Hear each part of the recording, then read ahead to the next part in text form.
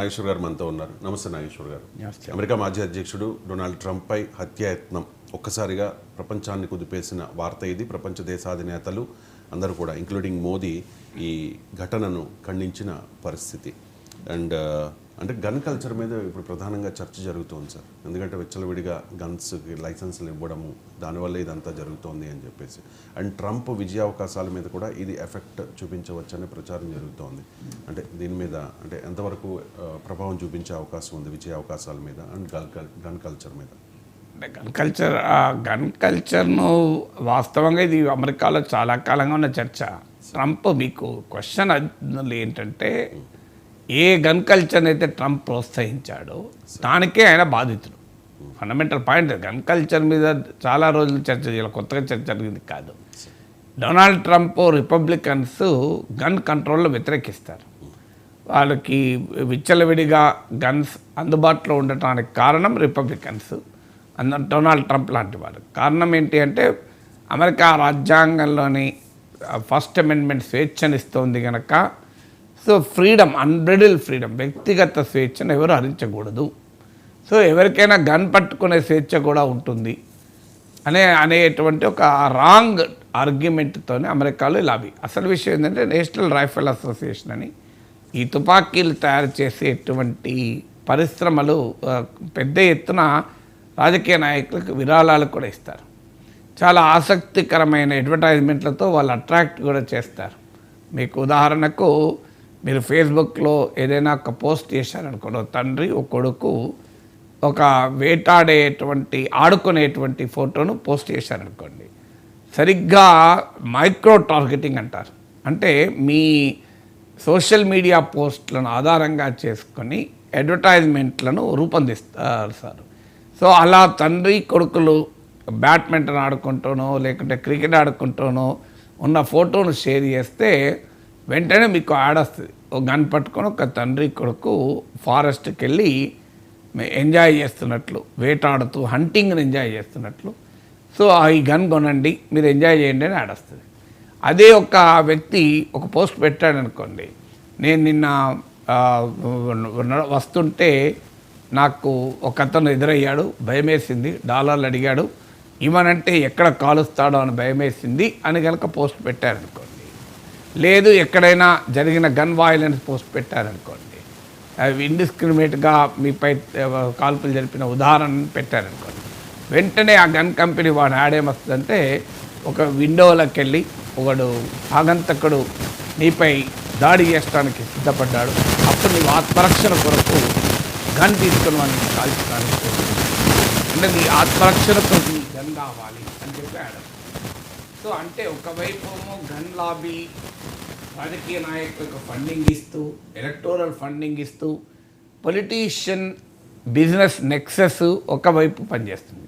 రెండో వైపు చాలా మైక్రో టార్గెటింగ్ చేస్తూ ప్రజల్ని చాలా వారి బలహీనతల్ని, వారి భావోద్వేగాల్ని ఎక్స్ప్లాయిట్ చేస్తూ కూడా పెద్ద ఎత్తున గన్స్ సేల్ చేస్తారు. ఇది రెండవది.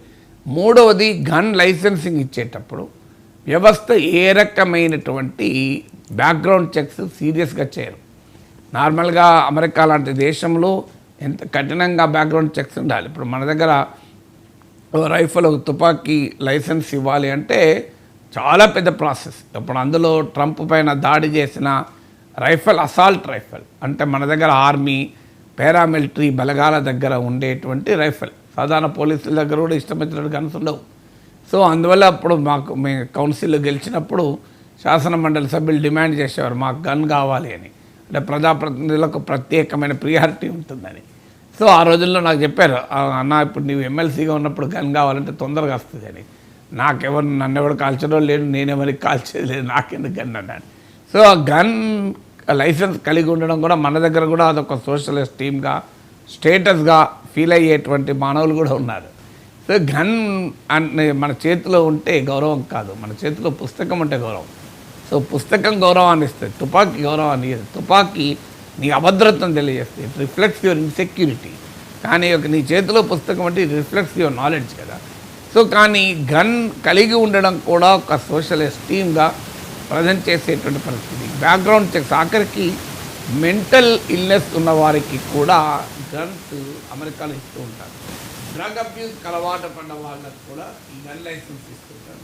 సో అందువల్ల గన్ లైసెన్స్ బ్యాక్గ్రౌండ్ చెక్స్ లేకుండా సో మానసిక రోగాలతో బాధపడుతున్న వారు, మత్తు పదార్థాలతో బాధపడుతున్న వారు, చాలా బ్రోకెన్ ఫ్యామిలీస్, వైలెన్స్ జీవితంలో ఎదుర్కొన్న వాళ్ళు, అనార్కిక్ లైఫ్ స్టైల్స్ ఉన్న వాళ్ళు, ఇలా ఇష్టం వచ్చినట్టుగా ఎవరికి వాడికి ఈ గన్ లైసెన్స్ ఇవ్వడం వల్ల విచక్షణారహితంగా గన్లు వాడడం అనేది జరుగుతుంది.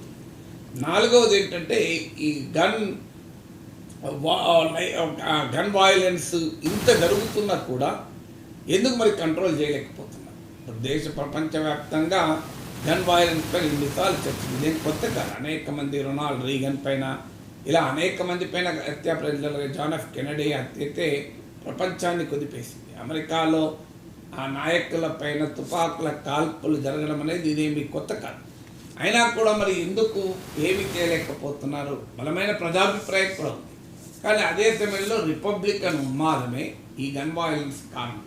ట్రంప్ లాంటి వాళ్ళు క్రియేట్ చేసిన ఉన్మాదం. దీనికి తోడు ఐదవ అంశం ఏంటంటే ఒక భయంకరమైన విద్వేషపూరిత వాతావరణాన్ని సమాజంలో కల్పిస్తే వారు భస్మాసురులై ప్రజల మీద పడతారు. ఎందుకంటే ఇప్పుడు అమెరికన్ సమాజంలో ట్రంప్ క్రియేట్ చేసిన ఫినామినా ఏంటంటే డెమోక్రాట్గా రాజకీయాల్లో గెలుస్తుంటారు, ఓడుతుంటారు. ఇప్పుడు బ్రిటన్లో మీకు డెమోక్రాట్ లేబర్ పార్టీ గెలిచింది, కన్జర్వేటివ్ పార్టీ ఓడిపోయింది. అందువల్ల రాజకీయాల్లో విన్నింగ్ అండ్ లూజింగ్ అనేది ఒక సహజ పరిణామాలు, ఉదయము రాత్రి లాంటి పరిణామాలు. చీకటి ఉదయం రాత్రి అయిందంటే మళ్ళీ తెల్లవారుతుంది, తెల్లవారుందంటే మళ్ళీ రాత్రి అవుతుంది. ఇది కూడా ప్రజాస్వామిక రాజకీయ వ్యవస్థలో గెలుపు ఓటం అనేది రాత్రి పగలంటే అవి ఆటోమేటిక్గా జరుగుతూ ఉండే పరిణామం. కానీ ఏం చేశాడు ట్రంప్ వచ్చాక ఇది బికేమ్ హైలీ పోలరైజింగ్ ఫిగర్. చాలా ఎక్స్ట్రీమ్ ఒపీనియన్స్ని ఎక్స్ప్రెస్ చేస్తూ ప్రతి అంశంలో కూడా ఎక్స్ట్రీమ్ ఒపీనియన్. ఉదాహరణకు మీకు ఇమ్మిగ్రెంట్ల విషయంలో ఎక్స్ట్రీమ్ ఒపీనియన్, వైట్ రేసిజాన్ని రెచ్చగొట్టేటువంటి, అంటే రాజకీయ నాయకులు చేసే పని ఏంటంటే ఎవరినో ఒకటి శత్రువుగా చూపాలి. ఎవరినో ఒకటి శత్రువుగా చూపితే ఒక పెద్ద సెక్షన్లో ఆ శత్రువుకు వ్యతిరేకంగా ఐక్యమైంది. ఇప్పుడు మన నరేంద్ర మోడీ ఎన్నికల ప్రచారంలో చూడండి, లాస్ట్ 15 days మీకు మా digital India, stand up India, startup India వీటి గురించి ఎక్కడ మాట్లాడారు? మేము మాట్లాడిందల్లా ముస్లిం, ముజ్రా, మంగళసూత్ర, మొఘల్ ఇవే మాట్లాడారు కదా. సో ఎందుకు మాట్లాడారంటే ఒక ఎనిమిని చూపెడితే, ఒక మైనారిటీని ఎనిమిగా చూపెట్టి మెజారిటీ కమ్యూనిటీ ఓట్లను కన్సాలిడేట్ చేస్తారు. ట్రంప్ చేసే పని కూడా ఏంటంటే ఇమిగ్రెంట్లను, అంటే ఇతర ప్రాంతాల, అంటే మెన్ పీపుల్ ఆఫ్ కలర్స్ అంటారు. సో వారు బ్లాక్స్ కావచ్చు, ఏషియన్ అమెరికన్స్ కావచ్చు, ఆఫ్రో అమెరికన్స్ కావచ్చు, లాటినోస్ కావచ్చు, హిస్పానిక్స్ కావచ్చు, ఇలా నాన్ వైట్ పాపులేషన్ ఒక ఎనిమిగా చూపెట్టి వైట్ రేసిజాన్ని రెచ్చగొడుతున్నారు. ఇది ఇలా రెచ్చగొట్టినప్పుడు ఏమవుతుందంటే అది ఎక్కడికైనా ప్రజల్లో విద్వేషాన్ని రగిలే ప్రమాదం. సో రాజకీయాల్లోని ప్రజాస్వామ్యయుతంగా నిర్వహించాల్సింది పోయి ఒక భయంకరమైన విద్వేషపూరిత వాతావరణాన్ని క్రియేట్ చేస్తే ఏం జరుగుతుంది? చాలా భయంకరమైన ఉద్వేగాలు పెరిగి ప్రజలు ఇలా తయారవుతారు. ఇప్పుడు మీకు ఆంధ్రప్రదేశ్లో జగన్మోహన్ రెడ్డి పాలన పైన తెలుగుదేశం పార్టీ క్రియేట్ చేసిన వ్యతిరేకత ఎన్నికల్లో గెలుపు కారణమే. కానీ అక్కడికి ఆగలేదు. తీవ్రమైన విద్వేషము, వ్యతిరేకత ఇరుపక్షాలు అటు ఇటు రగిలించుకున్నారు. ఇప్పుడు ఏం జరుగుతోంది? నేను ABN Radhakrishna weekend with comment చూస్తే అర్థమవుతుంది. తెలుగు తమ్ముళ్ళు చంద్రబాబు నాయుడు పైన సోషల్ మీడియాలో విపరీతంగా అటాక్ చేస్తున్నారని ఆయన రాశాడు. సో ఆంధ్రజ్యోతిలో కొత్త పలుకులో రాశాడు. భయంకరంగా అటాక్ చేస్తున్నారు. ఈ అధికారాన్ని ఎందుకు మార్చలేదు, ఆ అధికారాన్ని ఎందుకు మార్చలేదు అంటే చూడండి ఎక్కడ దాకా తెలుగు తమ్ముళ్ళు ఆఖరికి చంద్రబాబు నాయుడు పైన దాడి చేసే, విమర్శలు చేసేంత స్థాయిలో నేను లాస్ట్ నిలబడితున్నారు. పదే చెప్తున్నారు. అంటే ఎందుకు మరి చంద్రబాబు నాయుడు మీద తెలుగు తమ్ముళ్ళ కోపం ఉంటుందా? ఉండదు. కానీ they cannot accept it. Intolerance లెవెల్స్ను విపరీతంగా పెంచితే సమాజంలో అది ఆఖరికి తను వేరు అని కూడా తేడా చూపదు. సో అందువల్ల సమాజంలో ఎప్పుడు కూడా అసహనాన్ని పెంచకూడదు. సమాజంలో డెమోక్రటిక్ పాలిటిక్స్, డెమోక్రటిక్ డెలిబరేషన్స్ ఉండాలి. కానీ పోలరైజేషన్ అనేది పెరిగితే ఇంకా మన సమాజాలు అంత దారుణంగా లేవు. కానీ ట్రంప్ చాలా అత్యంత తీవ్రమైన స్థాయికి, ఎందుకు నేను మన దేశంలో ఉదాహరణలు ఇచ్చానంటే టు అండర్స్టాండ్. ఇప్పుడు మన దేశంలో పోలరైజేషను జరిగితే, ఇప్పుడు ఆంధ్రప్రదేశ్లో 2 పార్టీల మధ్య, 2 వ్యక్తుల మధ్య ఎక్స్ట్రీమ్ పోలరైజేషన్ జరిగితే ఏం జరుగుతుందో చూస్తున్నాం. దేశంలో మతం పేరిట పోలరైజేషన్ చేస్తే ఏం జరుగుతుందో చూస్తున్నాం. ఇది చాలా తక్కువ కంపారిటివ్లీ ట్రంప్ క్రియేట్ చేస్తున్న ఎక్స్ట్రీమ్ పోలరైజేషన్తో పోలిస్తే. అందువల్ల ట్రంప్ ఒక భయంకరమైన పోలరైజేషన్ అమెరికన్ సమాజంలో రగిలిస్తూ వచ్చాడు. ఇది అన్నిటిపైన ఎక్స్ట్రీమ్ ఒపీనియన్. నాటో ఉంది, నాటో పైన ఆయన ఎక్స్ట్రీమ్ ఒపీనియన్. నాటో వాళ్ళు బిల్లు కట్టాలి, కట్టకపోతే రష్యాను నేనే రెచ్చగొడతా మీ మీద. ఒక దేశాధ్యక్షుడి స్థాయిలో పనిచేసిన వ్యక్తి ఇలా మాట్లాడతాడా? ఓపెన్గానే నేను ప్రెసిడెంట్గా ఉన్నప్పుడే చెప్పాను అంటాడు. నేను నాటో మెంబర్ చెప్పాను, మీరు కనుక నాటో బిల్లు కట్టకపోతే మీ పైకి రష్యాను పంపిస్తా అని. సో అలాంటి ఎక్స్ట్రీమ్ ఒపీనియన్ చేసేవరకు ఏమవుతుందంటే ఆయన మద్దతుదారులు అలాగే బలంగా ఉంటారు, ఆయన వ్యతిరేకులు కూడా బలంగానే ఉంటారు. సో 2 వైపులా ఉంటారు. మీరు ఆంధ్రప్రదేశ్లో చూడండి, ఆ పార్టీ ఈ పార్టీ ఇద్దరి వైపు బలమైన మద్దతుదారులే ఉంటారు. కొంతమంది అధికారంలో వచ్చినప్పుడు ఎక్కువ ఉండొచ్చు, అధికారం లేనప్పుడు తక్కువ ఉండొచ్చు. నిన్నటిదాకా జగన్మోహన్ రెడ్డి అధికారం ఉంది కనుక వాళ్ళు రెచ్చిపోయారు, వాళ్ళు ఇప్పుడు అధికారం పోయింది కనుక వాళ్ళు కొంత కామ్ ఉండొచ్చు, ఇటు రెచ్చిపోవచ్చు. అల్టిమేట్గా 2 వైపులా కూడా రెచ్చిపోతూనే ఉంటారు.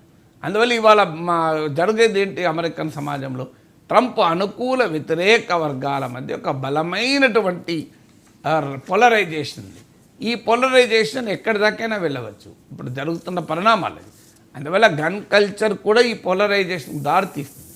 మన దగ్గర మూకదాడులు జరిగే స్థాయిలో మనం పోలరైజేషన్ యొక్క ప్రభావాన్ని చూసాం.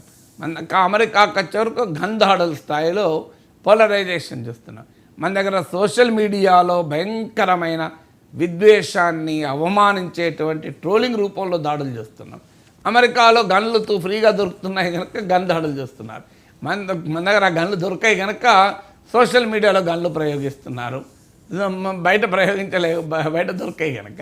అమెరికాలో గన్లు దొరుకుతున్నాయి కనుక గన్లను ఓపెన్గానే ప్రయోగిస్తున్నారు. సోషల్ మీడియాలో మాటల రూపంలో తుపాకులు పేలాల్సిన అవసరం అక్కర్లేదు, డైరెక్ట్గా తుపాకులు దొరుకుతున్నాయి కనుక. అందువల్ల గన్ వయలెన్స్కు పోలరైజేషన్కు లింక్ ఉంది, గన్ వయలెన్స్కు పొలిటికల్ ఫండింగ్కు లింక్ ఉంది, గన్ వయలెన్స్కు వ్యవస్థల బలహీనతలకు లింక్ ఉంది. సో గన్ వయలెన్స్ అనేది అమెరికన్ సమాజంలో ఇలా సెంటర్ స్టేజ్కి వచ్చింది. సో ఇప్పటికైనా ట్రంప్ అర్థం చేసుకోవాలి, తాను సమర్థిస్తున్న గన్ వయలెన్స్, గన్ కంట్రోల్ను వ్యతిరేకిస్తున్నాడు అంటే ఒక రకంగా గన్ వయలెన్స్ సమర్థించినట్లు. సో స్వేచ్ఛ పేరిట, కన్జర్వేటిజం పేరిట, రిపబ్లికనిజం పేరిట తుపాకుల గన్స్ పైన ఏ రకమైన నియంత్రణ ఉండకూడదు అని చెప్పే రిపబ్లికన్ నాయకుడు, చెప్పే ట్రంప్ దానికే బలయ్యేటువంటి పరిస్థితి కదా. నిన్న కాస్తంతలో మిస్ అయింది కానీ లేకపోతే ప్రాణాలే పోయేది. సో అందువల్ల ఈ రకమైన ఉన్మాదాల్ని ఇప్పటికైనా వదులుకుంటే అమెరికన్ సమాజం బాగుపడుతుంది. అంటే ట్రంప్ విజయ అవకాశాల మీద ఎంతవరకు ప్రభావం చూపిస్తుంది? అంటే డెఫినెట్గా